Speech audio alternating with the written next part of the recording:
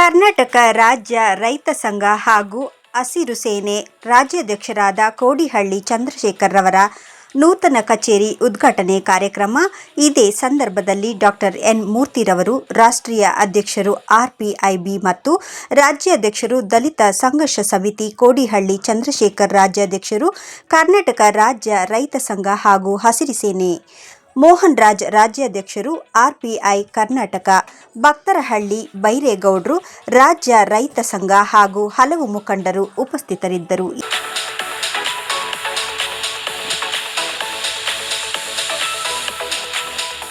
ರೈತ ಮಿತ್ರರು ಏನಿದ್ದಾರೆ, ನೀವು ಅನ್ನ ಹಾಕುವಂತ ಜನ, ನೀವು ಇಡೀ ದೇಶಕ್ಕೆ ಅನ್ನ ಕೊಡುವಂತ ಜನ, ಚಿನ್ನವನ್ನ ತಿರಸ್ಕರಿಸಿ ಅನ್ನ ಕೊಟ್ಟು ದೇಶಕ್ಕೆ ಬದುಕನ್ನ ಜೀವ ಪರವಾಗಿ ಬದುಕ ಕೊಟ್ಟಂತ ಜನ, ನೀವು ಕೂಡ ನಮ್ಮನ್ನ ಹೃದಯದಲ್ಲಿ ಇಟ್ಲೇಬೇಕು ಅಂತ ಹೇಳಿ ನಾನು ಈ ಸಂದರ್ಭದಲ್ಲಿ ತಮಗೆ ಮನವಿ ಮಾಡ್ಕೊಳ್ತೀನಿ. ಯಾಕಂದ್ರೆ 6,000 ಜಾತಿಗಳನ್ನು ಕೂಡ ನಮ್ಮವರೇ, ಈ ಪರಿಶಿಷ್ಟರಲ್ಲಿ 101 ಜಾತಿ ಕೂಡ ನಮ್ಮವರೇ ಅಂತ ನಾವು ಪ್ರೀತಿಸುವಂತವ್ರು. ಆದ್ರೆ ಅತ್ಯಂತ ಮುಖ್ಯವಾದಂತವ್ರು ಈ ದೇಶದಲ್ಲಿ ಅನ್ನ ಕೊಡುವಂತ ರೈತ. ಅನ್ನ ಕೊಡುವಂತ ರೈತ ಯಾರು ಇಲ್ದ ಅಂದ್ರೆ ನೀವು ಕಬ್ಬಣ, ಚಿನ್ನ, ಬಂಗಾರ ತಿಂದು ಬದುಕಕ್ಕಾಗಲ್ಲ. ಅನ್ನವೇ ತಿನ್ಬೇಕು ಅನ್ನೋ ಮಾತನ್ನ ಈ ಸಂದರ್ಭದಲ್ಲಿ ಹೇಳಕ್ಕೆ ಇಚ್ಛೆ ಪಡ್ತೀನಿ. ಆದ್ರೆ ಅನ್ನ ಕೊಡುವಂತ ರೈತ, ಈ ದೇಶಕ್ಕೆ ಅನ್ನ ಉತ್ಪತ್ತಿ ಮಾಡುವಂತ ರೈತ ಇವತ್ತು ಉಪವಾಸ ಮನಗಂತ ಸಂದರ್ಭ ಸೃಷ್ಟಿ ಮಾಡಿದೆ. ಸಂದರ್ಭದಲ್ಲಿ ರೈತರು ಆತ್ಮಹತ್ಯೆ ಮಾಡುವಂತ ಸಂದರ್ಭಗಳನ್ನ ಸೃಷ್ಟಿ ಮಾಡಿದೆ ಈ ದೇಶದಲ್ಲಿ.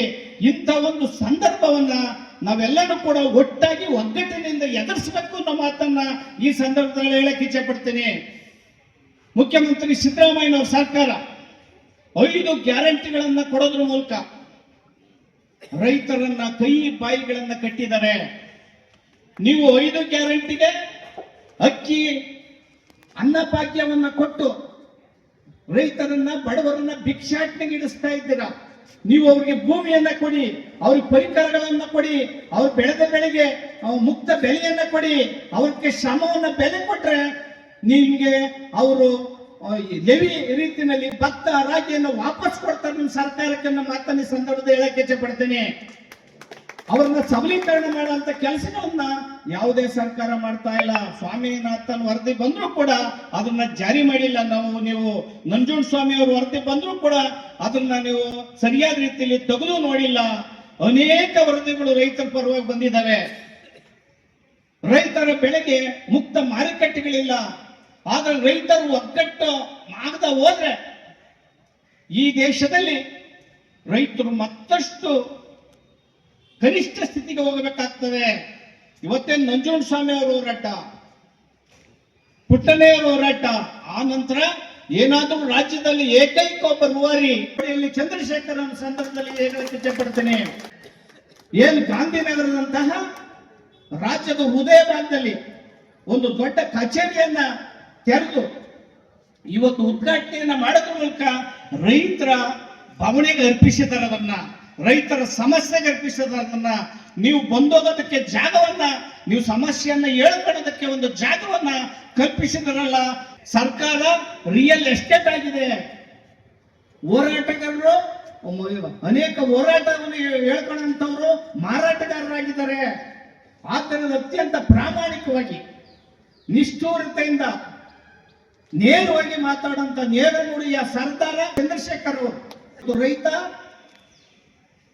ಜನಕ್ಕೆ ಗುಣಪಡಿಸುವಂತ ರೈತ. ರೈತ ಹಸ್ಕೊಂಡಿದ್ರು ಕೂಡ ಅನ್ನವನ್ನ ಕೊಡುವಂತ ರೈತ. ಇವತ್ತು ಕ್ಯೂನಲ್ಲಿ ನಿಂತ್ಕೊಂಡು ಸಾಲದ ಬಾಧೆಯಿಂದ ಆತ್ಮಹತ್ಯೆ ಮಾಡ್ಕೊಳ್ಳುವಂತ ಸ್ವಾಭಿಮಾನದ ಆತ್ಮಹತ್ಯೆಗಳೇನಿದೆ, ಸಿದ್ದರಾಮಯ್ಯ ಸರ್ಕಾರದಲ್ಲಿ ಆತ್ಮಹತ್ಯೆಗಳು ಕೂಡ ಬೆಳಕಿಗೆ ಬರ್ತಾ ಇಲ್ಲ. ರೈತರಿಗೆ ಒಂದು ವಿಶೇಷವಾದಂತ ಬಜೆಟ್ ಮಂಡಿಸುವಂತಹ ಒಂದು ಮನಸ್ಥಿತಿ ಕೂಡ ಈ ಸರ್ಕಾರಗಳಿಗಿಲ್ಲ. ಮುಂದಿನ 10 ಬಜೆಟ್ಗಳಲ್ಲೂ ಕೂಡ ವಿಶೇಷ ಬಜೆಟ್ ಅನ್ನ ಮಂಡಿಸಿದ್ರು ಕೂಡ ರೈತರ ಸಮಸ್ಯೆ ಹಾಗೆ ಉಳಿತದೆ. ರೈತರ ಜಮೀನುಗಳಿಗೆ ನೀರಿಲ್ಲ, ಹನಿ ನೀರಾವರಿಗಳಿಲ್ಲ, 3 ಫೇಸ್ನ ವಿದ್ಯುತ್ ಇಲ್ಲ. ರೈತರು ಒಂದ್ ಕಡೆ ಬೆಳೆಯನ್ನೇ ಬೆಳೆದ್ರೆ, ಇವತ್ತು ಟೊಮಾಟೊ ಬೆಳೆದ್ರೆ, ಬದನೆಕಾಯಿ ಬೆಳೆದ್ರೆ, ಆಲೂಗಡ್ಡೆ ಬೆಳೆದ್ರೆ, ಈರುಳ್ಳಿ ಬೆಳೆದ್ರೆ, ಆ ಸೀಸನ್ ನಲ್ಲಿ ಅವ್ರ ಬೆಳೆಗೆ ಬೆಲೆನೇ ಇದ್ದಂಗಾಗಿದೆ. ಅವರು ಉತ್ಪತ್ತಿ ಮಾಡುವಂತ ಹೈನುಗಾರಿಕೆಗಳು ಹಾಲುಗಳಿಗೆ ಬೆಲೆ ಇದ್ದಂಗಾಗಿದೆ. ಆ ತರದಲ್ಲಿ ಯಾವ ಬದುಕನ್ನ ಕಟ್ಕೊಂಡ್ರು ಕೂಡ ರೈತರ ಮಕ್ಕಳು ಇವತ್ತು ನನ್ನ ರೈತನ ಮಗನಿಗೆ ಹೆಣ್ಣು ಕೊಡ್ಲಿಲ್ಲ ಅಂತ ಆತ್ಮಹತ್ಯೆ ಮಾಡ್ಕೊಳ್ಳುವಂತ ಸ್ಥಿತಿಗಳು ಬಂದಿದೆ. ಈ ರಾಜ್ಯದಲ್ಲಿ ಅನೇಕ ಈ ದೇಶದಲ್ಲಿ ಆವಿಷ್ಕಾರಗಳಾಗಿದೆ. ಜಗತ್ತೀಕರಣ, ಖಾಸಗೀಕರಣ, ಉದಾರೀಕರಣದಿಂದ ದೊಡ್ಡ ದೊಡ್ಡ ಮಹಲ್ಗಳು ಬಂದಿದ್ದಾವೆ. ವಿದೇಶದ ರಿಯಲ್ ಎಸ್ಟೇಟ್ಗಳು, ಹಣವಂತರು, ಸಾಮ್ರಾಜ್ಯಶಾಹಿಗಳು, ಕಾರ್ಖಾನೆಗಳು, ಕೈಗಾರಿಕೋದ್ಯಮಗಳು ಬಂದಿದ್ದಾವೆ. ರೈತರ ಭೂಮಿಗಳನ್ನ ಖರೀದಿ ಮಾಡಿ ಮಾರುಕಟ್ಟೆಗಳನ್ನ ಆರಂಭ ಮಾಡ್ತಾ ಇದ್ದಾರೆ. ರೈತರ ಭೂಮಿಯನ್ನ ಕಿತ್ಕೊಂಡು ರಸ್ತೆಗಳನ್ನ, ರೋಡ್ಗಳನ್ನ, ಮಹಲುಗಳನ್ನ ಮತ್ತು ಅವರ ಜಮೀನನ್ನು ಸ್ವಾಧೀನಪಡಿಸಿಕೊಂಡು ಅವರನ್ನ ಬೀದಿಗೆ ಹಾಕೋಣಂತ ಪರಿಸ್ಥಿತಿ ಬಂದಿದೆ. ಆದ್ದರಿಂದ ರೈತರು ಒಗ್ಗಟ್ಟಾಗದೆ ಹೋದ್ರೆ ಅವ್ರ ಭೂಮಿಯನ್ನ ಅಷ್ಟೇ ಅಲ್ಲದೆ ಅವ್ರ ಬದುಕನ್ನ ಕಳ್ಕೋಬೇಕಾಗ್ತದೆ. ಆ ಕಾರಣದ ರೈತರ ಒಗ್ಗಟ್ಟು ಅತ್ಯಂತ ಮುಖ್ಯ. ಅತ್ಯಂತ ಎಷ್ಟೇ ಸಂಕಷ್ಟ ಇದ್ರೂ ಕೂಡ ರೈತರು ಒಗ್ಗಟ್ಟು ಪ್ರದರ್ಶನ ಮಾಡಬೇಕು. ಈ ಹೋರಾಟಕ್ಕೆ ನಾವೆಲ್ಲರೂ ಕೂಡ ಒಟ್ಟಾಗಿ ಮುಂದಿನ ದಿನಗಳಲ್ಲಿ ಒಂದು ರಾಜಕೀಯ ಶಕ್ತಿಯಾಗಿ ಬೆಳೆಯೋದಕ್ಕೆ ನಾವೆಲ್ಲರೂ ಕೂಡ ನೀವು ಬೆಂಬಲಿಸಬೇಕು. ಮತ್ತೆ ಅವರ ನೇತೃತ್ವದಲ್ಲಿ ನಾವೆಲ್ಲರೂ ಕೂಡ ಒಂದಾಗಿ ಸಿದ್ಧರಿದ್ದೇವೆ, ಬದ್ಧರಿದ್ದೇವೆ ಅನ್ನೋ ಮಾತನ್ನು ಹೇಳಿ ನನ್ನ ಮಾತನ್ನು ಮುಗಿಸ್ತೇನೆ. ಜೈ ಭೀಮ್, ಜೈ ಭಾರತ್, ಜೈ ರೈತ. ಯಡಿಯೂರಪ್ಪ ರೈತ ಕಣ್ಮಣಿ ಅಂತ ಹೇಳಿ ಎಲ್ಲಾ ಕಡೆ ಬೋರ್ಡ್ ಹಾಕವ್ರೆ.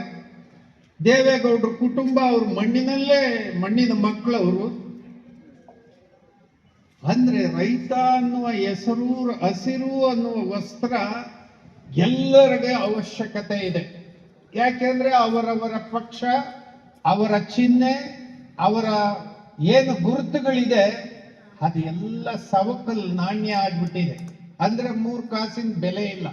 ಆ ಕಾರಣಕ್ಕೆ ರೈತನ ವಸ್ತ್ರವಾದ ಅಸ್ತ್ರ ಆಗಿರುವಂತ ಅದನ್ನ ಇವತ್ತು ಬಳಕೆ ಮಾಡಿಕೊಂಡು ರೈತನನ್ನ ಅತ್ಯಂತ ಬಹಳ ನಾಜೂಕಾಗಿ ವಂಚನೆ ಮಾಡಲಿಕ್ಕೆ ರಾಜಕೀಯ ಪಕ್ಷಗಳು ಕೂಡ ಇವತ್ತು ಕೆಲಸ ಮಾಡ್ತಾ ಇದ್ದಾರೆ.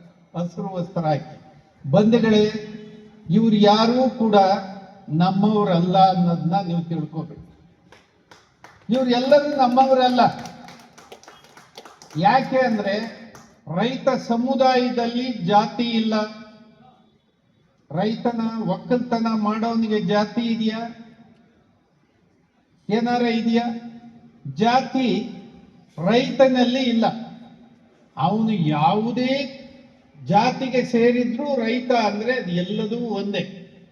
ಈ ರಾಜಕಾರಣಿಗಳು ಏನ್ ಮಾಡಿದ್ದಾರೆ, ರೈತನನ್ನ ಚೂರ್ ಮಾಡ್ಲಿಕ್ಕೆ ಅವನ ಲಿಂಗಾಯತ, ಇವನ ಕುರುಬ, ಇವನು ಗೌಡ, ಇವನು ಎಂತನು ಕುಂಬಾರ, ಇವನು ಗೊಲ್ಲ, ಇವನು ಬೇಡ, ಹೀಗೆ ಎಲ್ಲ ಜಾತಿಗಳನ್ನ ಪಂಗಡಗಳನ್ನಾಗಿ ಮಾಡಿ ಈ ಜಾತಿಗಳನ್ನ ಹೊಡೆದ್ರೆ ನನ್ನ ಪಕ್ಷಕ್ಕೆ ಓಟುಗಳ ಸಂಖ್ಯೆ ಎಷ್ಟಾಗತ್ತೆ, ಈ ಜಾತಿಗಳನ್ನ ಕೂಡಿಸಿದ್ರೆ ನನ್ನ ಸಂಖ್ಯೆ ಎಷ್ಟಾಗತ್ತೆ, ಜಾತಿಗಳನ್ನ ಒಡೆದು ಚೂರು ಮಾಡಿ ರೈತ ಸಮುದಾಯವನ್ನ ದಿಕ್ಕು ದೆಸೆಯಿಲ್ಲದೆ ತಗೊಂಡೋಗುವ ಮಾರ್ಗದಲ್ಲಿ ಇವತ್ತು ಎಲ್ಲ ರಾಜಕೀಯ ಪಕ್ಷಗಳು ನಿಸ್ಸೀಮರಾಗಿದ್ದಾರೆ. 5 ವರ್ಷಗಳಿಂದ ರೈತ ಚಳುವಳಿಯ ಒಟ್ಟೊಟ್ಟಿಗೆ ನಾವು ಕೆಲಸ ಮಾಡ್ತಾ ಬರ್ತಾ ಇದ್ದೀವಿ. ಅದರಲ್ಲೂ ವಿಶೇಷವಾಗಿ ಅಧ್ಯಕ್ಷರಾದಂಥ ಕೋಡಿಹಳ್ಳಿ ಚಂದ್ರಶೇಖರ್ ಸರ್ ಅವ್ರ ಹತ್ರ ಒಂದು ಆತ್ಮೀಯವಾದಂಥ ಸಂಬಂಧಗಳನ್ನು ಇಟ್ಕೊಂಡು ಈ ರಾಜ್ಯದಲ್ಲಿ ಏನಾದರೂ ಒಂದು ಮಾಡಬೇಕು ಅಂತೇಳಿ ಹೊರಟಿರ್ತಕ್ಕಂಥ ನಾಡೋಜ ಕೋ ಚನ್ನಬಸಪ್ಪ ಸರ್ ಮಾತನಾಡ್ತಾ ಒಂದು ಮಾತನ್ನು ಹೇಳಿದ್ರು. ರೈತರು ರಾಜಕೀಯ ಕಡೆ ಒಂದು ರೀತಿಯಾಗಿ ಒಂದಷ್ಟು ಯೋಚನೆ ಮಾಡಬೇಕು ಅಂತ ಹೇಳಿ. ಯಾಕಂದ್ರೆ ಇವತ್ತು ನಾವು ಈ ದೇಶದ ಪರಿಸ್ಥಿತಿಗಳನ್ನು ನೋಡ್ತಾ ಇದ್ದೀರಿ. ರೈತರು, ದಲಿತರು, ಮಹಿಳೆಯರು, ಆದಿವಾಸಿಗಳ ಸ್ಥಿತಿಗತಿಗಳು ಇವತ್ತು ಇಡೀ ವ್ಯವಸ್ಥೆ ಕಲುಷಿತಗೊಳ್ತಾ ಇದೆ. ಈ ವ್ಯವಸ್ಥೆಯ ಒಳಗಡೆ ಬದಲಾವಣೆಯನ್ನ ತರಬೇಕು. ದುಡಿಯುವ ವರ್ಗಕ್ಕೆ, ರೈತರಿಗೆ, ಕಾರ್ಮಿಕರಿಗೆ ಸಮಾನ ಅವಕಾಶಗಳು ಸಿಗಬೇಕು ಅಂತ ಹೇಳಿ ಕಳೆದ 45-50 ವರ್ಷಗಳಿಂದ ಚಳವಳಿಯನ್ನ ಮಾಡ್ತಾ ಇದ್ದೀವಿ.